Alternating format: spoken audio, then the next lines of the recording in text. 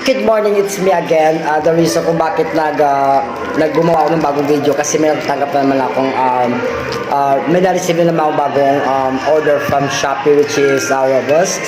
This is Robust Extreme.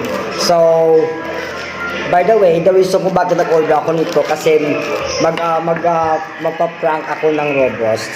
So actually this is worth 300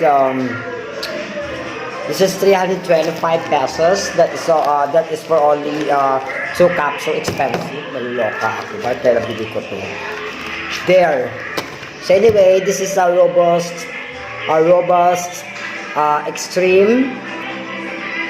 That is only for 2 capsules. But anyway, sabi nila at saka na-research ko, mas maganda ang capsule kasi sa tablets. Kasi mas mataas to ang dosage niya at saka talagang extreme siya, kaya ito talaga ginawa ko because napaka-effective siya at saka mabilis ang effect nito sa katawan. Hindi ka to sa tablet na kailangan malusa muna siya sa katawan bago siya mag-effect.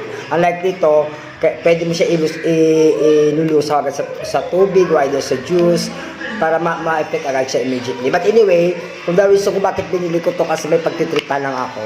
Just for fun. There we go. So this is 2 capsules. I'm gonna open this one first. Kasi, you know, I'm ignorant about it. So, gusto ko rin makita ko ano mukha na capsule nito. There. Oh. There.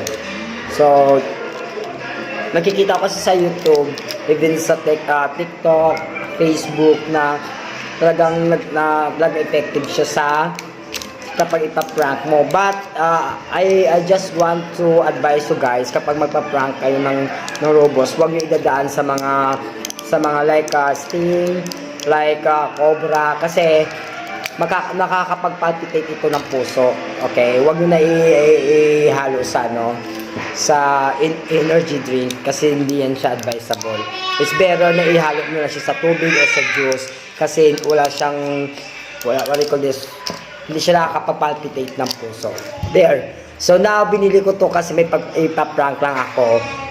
Pag-iisipan ko pa kung sino. I don't have, wala pa akong ita-target na tao, but at least I have ready a capsule for prank. Alright, so sa sunod na video na papakita ko naman kung sino yung taong ipaprank ko at titignan natin kung anong epekto nito. Okay? Right, bye for now.